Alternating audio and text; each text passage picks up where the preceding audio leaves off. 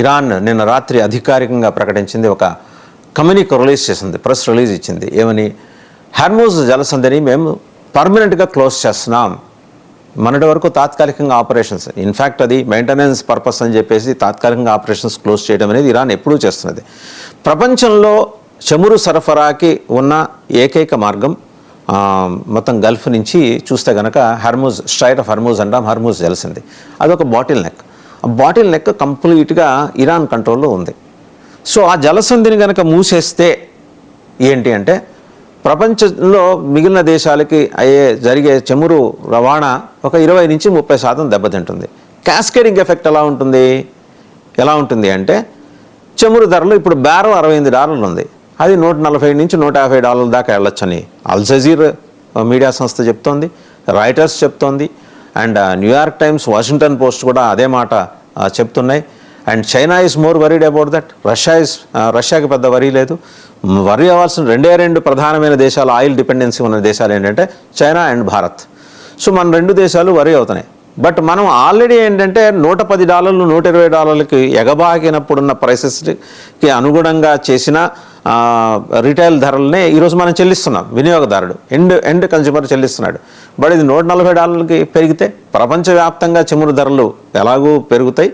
But China, భారత్లో మరింత పెరిగే ప్రమాదం స్పష్టంగా కనిపిస్తుంది. దీన్ని అడ్డు పెట్టుకొని, దీన్ని సాగ్గా తీసుకొని మన నెత్తిన పన్నులు బాధడానికి ప్రభుత్వాలు రెడీగా ఉంటాయి. రాష్ట్ర ప్రభుత్వాలకు ఆ లివరేజ్ ఇచ్చినా కూడా ఆ లివరేజ్ని ఎండ్ కన్జ్యూమర్కి ఇవ్వకుండా రాష్ట్ర ప్రభుత్వాలు ఆ డబ్బుని అట్టే పెట్టుకుంటున్నాయి తమ దగ్గర. సరే, రకరకాల వెల్ఫేర్ స్కీమ్స్, అది వేరే విషయం, మళ్ళీ మాట్లాడుకోవచ్చు. ఈ హర్మూజ్ జలసంధి మూసేస్తే తక్షణం ముంచుకొచ్చే ప్రమాదం ఎవరికి?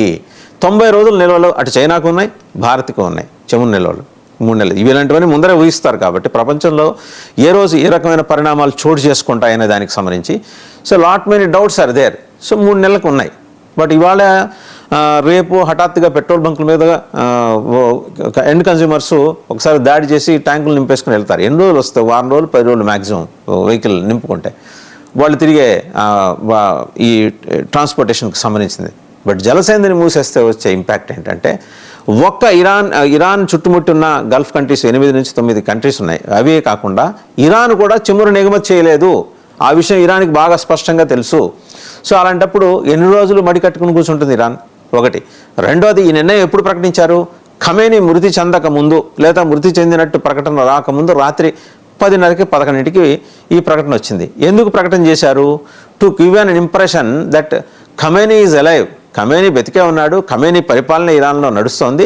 సో అమెరికా పెత్తందారీ ధోరణికి వ్యతిరేకంగా మేము మూసేస్తున్నాం అంటే ఖమేనీ స్టిల్ కమాండింగ్ ఇరాన్ అనే ఒక ఇంప్రెషన్ని, బలమైన ఇంప్రెషన్ని వ్యూహాత్మక యుద్ధ దౌత్యం అంటారు. వ్యూహాత్మక యుద్ధ దౌత్యంలో భాగంగా దీన్ని వాళ్ళు చాలా పర్ఫెక్ట్గా క్యారీ అవుట్ చేయగలిగారు. But under inevitable circumstances Iran is forced to announce the death of Khamenei. So Khamenei మృతిని అధికారికంగా ఇరాన్ ప్రకటించి 40 రోజుల సంతాపం దినాలుగా పాటిస్తామని చెప్పిన తర్వాత ఇంకా జలసంధిని మూసేసి ఉంచుతారా? ఖచ్చితంగా మూసేసి ఉంచారు. అలాగని తక్షణ నిర్ణయం తీసుకుంటారా? తక్షణ నిర్ణయం తీసుకోవచ్చు. ఇరాన్కు ఒక ప్రెసిడెంట్ ఉన్నాడు, ఒక క్యాబినెట్ ఉంది. సరే, వాళ్ళ రక్షణ మంత్రిని, వాళ్ళ ఆర్మీ చీఫ్ని ఈ అమెరికా, ఇజ్రాయెల్ దళాలు చంపేసి ఉండొచ్చు కాక, but the rest of the cabinet is still there and the government is still in Vogue.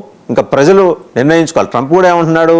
ఇంత దుర్మార్గము, పాశవికమైన దాడి చేసిన తర్వాత కూడా మీరు నిర్ణయించుకోవాలి ప్రజాస్వామ్యాన్ని, మీరు ప్రజాస్వామ్యంలో మీరు ఎంచుకోవాలని చెబుతున్నాడు. సో ఒక 10-15 రోజులు అక్కడ ప్రభుత్వం నడవటానికైతే ట్రంప్ దయార్ద్ర హృదయంతో అంగీకరించాలని మనం అనుకోవచ్చు.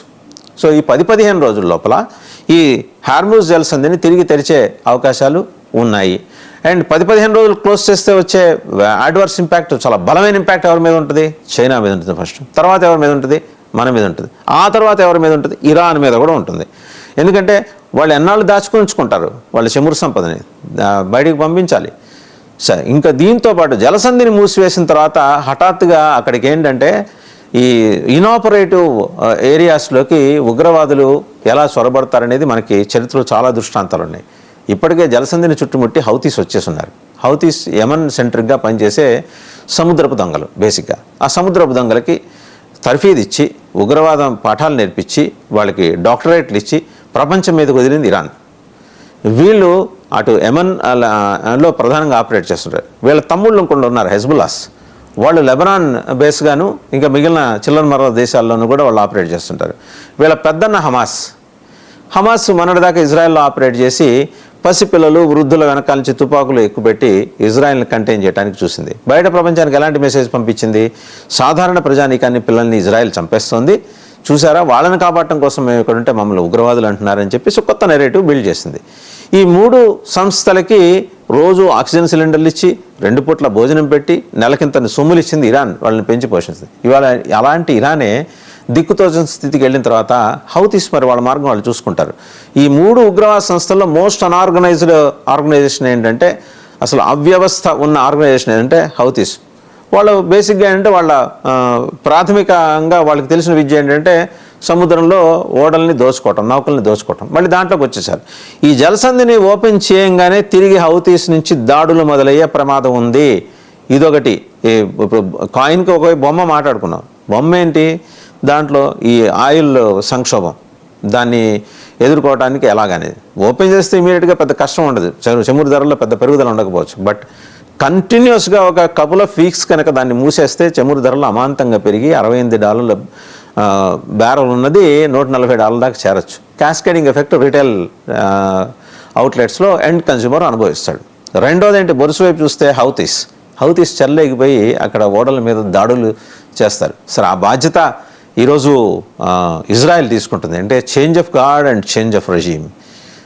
చేంజ్ ఆఫ్ గార్డ్ లేదా చేంజ్ ఆఫ్ రెజీమ్, ఇది ఇరాన్లో ఏం చేయాలనేది అమెరికా చూసుకుంటే, ఈ ఉగ్రవాద సంస్థలని కంటైన్ చేయడం అనేది ఇజ్రాయెల్ చూసుకుంటుంది.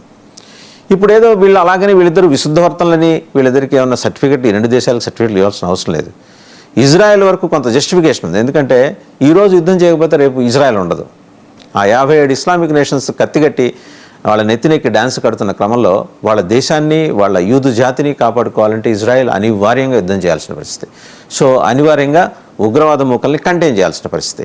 మరి ఈ క్రమంలో ఇజ్రాయెల్ యాక్ట్ ఎలా ఉండబోతోంది? స్ట్రాటజిక్ లొకేషన్స్లో అయితే వాళ్ళు చేరేస్తున్నారు.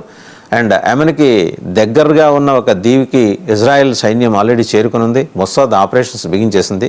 చివరి హౌతీని కూడా వదిలిపెట్టకూడదని ఇజ్రాయెల్ తీర్మానం చేసుకున్నట్టుగా వాళ్ళ రక్షణ మంత్రి చెప్తా వస్తున్నారు. అండ్ ప్రధానమంత్రి బెంజమిన్ నెతన్యాహు కూడా చాలా పర్ఫెక్ట్గా ఎగ్జిక్యూట్ చేస్తున్నారు. ప్రతి ఒక్క ప్లాన్ని చాలా పర్ఫెక్ట్గా ఆయన ఎగ్జిక్యూట్ చేసుకుంటూ వస్తున్న పరిస్థితిని మనం గమనించాం. రెండో అంశం, హౌతీస్ తర్వాత హెజ్బుల్లాస్ స్కాటర్ అయి ఉన్నారు డిఫరెంట్ నేషన్స్లో, గల్ఫ్ నేషన్స్లో. అండ్ ఇంకో దుర్మార్గమైన విషయం ఏంటంటే, ఇరాన్ వీళ్ళని చేరదీసి, అంటే ఖమేనీ ఈ గ్రూప్స్, IRGC గ్రూప్స్ వీళ్ళని చేరదీసి ట్రైనింగ్ ఇచ్చి, మిలిటరీ ట్రైనింగ్లో ఉగ్రవాదం అనే మసాలాను జోడించి పాకిస్తాన్ పంపించారు. పాకిస్తాన్ పంపించిన తర్వాత అక్కడి నుంచి వాళ్ళు హమాస్ ఇక్కడికి భారతదేశానికి దిగుమతి అయింది. ఆపరేషన్ సింధూర్ కన్నా ముందు కశ్మీర్లో జరిగిన దాడిలో మోడస్ ఆపరెండి అంతా హమాస్ది అని చెప్పేసి నిఘా సంస్థల ప్రాథమిక దర్యాప్తులో వెల్లడైంది. ఈ గ్రెనేడ్స్ ఇసరటం, లేకపోతే మనం కనుక చూస్తే డ్రోన్స్ తోటి ఆపరేట్ చేయటం, పిక్చర్స్ తీసుకొని, శాటిలైట్ పిక్చర్స్ తీసుకొని పాయింట్స్ ఫిక్స్ చేసుకొని టార్గెటెడ్ అటాక్స్ చేయటం, ఇవన్నీ కూడా ఏంటంటే హమాస్కి ట్రైనింగ్ ఇచ్చింది ఇరాన్. సో ఇరాన్ ఉద్దేశం ఏదో భారతదేశంతో శత్రుత్వం పెంచుకోవాలని కాదు, పాకిస్తాన్కి సహకరించడం. సో మళ్ళీ coming back to the subject, ఈ జలసంధిని మూసివేస్తే వచ్చే పరిస్థితులు ఏంటి, ఉత్పన్నమయ్యే పరిస్థితులు ఏంటి, ఆయిల్ ధరలు పెరిగితే ఏం చేయాలి, ఆయిల్ ధరలని మరి తక్షణం వినియోగదారుడికి ఆ భారాన్ని ట్రాన్స్ఫర్ చేయాలా లేదా, ఇవి ప్రపంచంలో ఉన్న అన్ని దేశాలు. ఈ ఎఫెక్ట్ అయ్యేది ఏంటి? హర్మూజ్ జలసంధి కారణంగా ఎఫెక్ట్ అయ్యే నేషన్స్ ఏంటి? నిన్న ఇరాన్ దాడులు చేసింది, బహ్రెయిన్ మీద దాడి చేసింది, ఖతార్ బేస్ మీద దాడి చేసింది. అంటే ఎక్కడెక్కడైతే US బేస్ ఉందో అవి ఇస్లామిక్ నేషన్స్ అయినప్పటికీ నిర్దాక్షిణ్యంగా, నిర్మోహమాటంగా ఇరాన్ దాడి చేసింది. ఇరాన్కున్న ఒక బలహీనత ఏంటంటే, ఇరాన్ పాలకులు కానీ లేకపోతే పాలకవర్గాన్ని శాసించే ముల్లాలు కానీ వీళ్ళందరూ షియా కమ్యూనిటీకి చెందిన వాళ్ళు. సో సున్నీ సమాజం వాళ్ళకి సపోర్ట్ రాలా. కనీసం రష్యా, భారత్, అట్లీస్ట్ భారత్ అయితే ఒక మాట అనేది సంయమనం పాటించాలని, రష్యా, చైనా అయితే ఖండించి ఇది దురదృష్టకరమైన మాట. ఇస్లామిక్ నేషన్స్ ఏం మాట అలా దీనికి సంబంధించి. మరి ఈ క్రమంలో ఎలా ఉండబోతోంది? హర్మూజ్ జలసంధి మూసేసిన తర్వాత చైనాకి ఇంకొక సమస్య కూడా ఉంది. అది మూసేసిన తర్వాత వాళ్ళు ఏమన్నా తిక్క వేషాలు వేస్తే మలక్కా స్టేట్స్లో మనం ఆపేస్తాం. అది ఎందుకంటే మన కంట్రోల్లో ఉంది, భారత ప్రభుత్వ ఆధీనంలో ఉంది. మరి ఈ క్రమంలో చేంజ్ ఆఫ్ గార్డ్ ఒకటి స్పష్టంగా కనిపిస్తున్న అంశం. చేంజ్ ఆఫ్ గార్డ్తో పాటు ఉగ్రవాదుల్ని నియంత్రించాల్సిన అవసరం ఒకటి కనిపిస్తోంది. వీటన్నిటితో పాటు ఖమేనీ అంత్యక్రియల లోపల గనక అంత్యక్రియలు ఎలాగూ క్యారీ అవుట్ చేస్తారు, అంత్యక్రియల లోపల గనక ఏదన్నా జరగరానిది జరిగితే దాన్ని అడ్రస్ చేయడానికి అనుసరించాల్సిన వ్యూహాలు. ఎందుకంటే గెరాల్డ్ ఆర్ ఫోర్డ్లో ఉన్న సైన్యం అంతా కనుక మనం చూస్తే వాళ్ళు దాదాపు ఏడాదిగా బయట ఉన్నారు. రెండోది ఏంటంటే ఇరానియన్ అఫీషియల్స్ ఇంకా కలుగుల్లోనే దాక్కున్నారు చాలామంది. ఇరాన్ రక్షణ శాఖకు సంబంధించి జనరల్స్గా కీర్తి ప్రతిష్టలు సంపాదించిన వాళ్ళు అండ్ లబ్ధ ప్రతిష్టలైన వాళ్ళందరూ చాలామంది దాక్కున్నారు. వాళ్ళు హింట్ చేస్తున్నది ఏంటంటే ఒకవేళ అమెరికా మళ్ళీ దాడి చేస్తుందా, దాడి చేస్తే మా పరిస్థితి ఏంటి, ఈ డౌట్. ఖమేనీ చనిపోయాడు కాబట్టి అమెరికా తన సైన్యాన్ని ఉపసంహరించుకుంటుందా అనే డౌట్ అయితే ఇరానియన్ అఫీషియల్స్కి ఉంది. ఇరానియన్ అంటే మిలిటరీ పాలకులు ఇప్పుడు మిలిటరీ చచ్చే సాగు ఏంటంటే ఇరాన్ తోటి ఉన్న సమస్య మిలిటరీ పాలకులు వేరు and Islamic revolutionary guards corps వేరు. వీళ్ళు కాక మళ్ళీ ఇరాన్కి మళ్ళీ సపరేట్ ఆర్మీ ఉంటుంది. ఈ మిలిటరీ పాలకులు కాకుండా మిలిటరీ పాలకులను నియంత్రించేదేమో పొలిటికల్ అడ్మినిస్ట్రేషన్, దానికి ఈ మత సాందస మసాలా దానికి యాడ్ అవుతుంది. IRGC అయితే ఫక్తు మతమౌఢ్య సంస్థ, అది సో కరుడు కట్టిన వాళ్ళు వాళ్ళకి ఇంకేం మిషన్ ఒకటి తప్పితే ఇంకేం లేదు.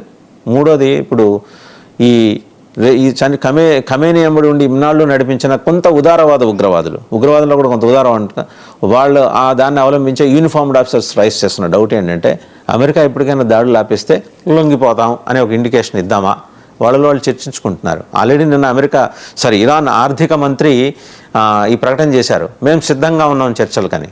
అక్రాస్ ద టేబుల్ కూర్చోమనే కదా అమెరికా 3 దఫాలుగా వ్యూహాత్మకంగా వ్యవహరిస్తూ చేస్తూ వచ్చింది. బట్ అదే సందర్భంలో American intelligence and Mossad Israel intelligence చేసింది ఏంటంటే వీళ్ళని చర్చలకు ఆహ్వానిస్తూనే మనకి గతంలో మనం చూసాం గవర్నమెంట్స్ మనం నక్సలైట్ని చర్చలకు ఆహ్వానించి వాళ్ళ గుట్టుమట్లన్నీ తెలుసుకున్న తర్వాత వాళ్ళని లేపేయడం. ఇప్పుడు కూడా అదే ఇక్కడ జరగబోతుందా, ఈ మిలిటరీ ఆప్షన్స్ జరగబోతుందా చూడాలి. అంటే హర్మూజ్ జలసంధి ద్వారా ఉత్పన్నమయ్యే పరిణామాలు ఏ రకంగా ఉండబోతాయి, అది ఇరాన్ని చుట్టుముట్టిన గల్ఫ్ దేశాల భవితవ్యాన్ని, ఓవరాల్గా ఇస్లామిక్ దేశాల భవితవ్యాన్ని ఎలా మార్చబోతుంది అనేది. ఇప్పుడు ఒక బ్రేక్ తీసుకుందాం. బ్రేక్ తర్వాత పాకిస్తాన్, ఆఫ్ఘనిస్తాన్ అలాగే బలూచిస్తాన్ ఈ అంతఃసంఘర్షణలు ఎటుకు దారి తీస్తున్నాయి, అమెరికా స్టాండ్ ఎలా ఉండబోతుంది తెలుసుకుందాం.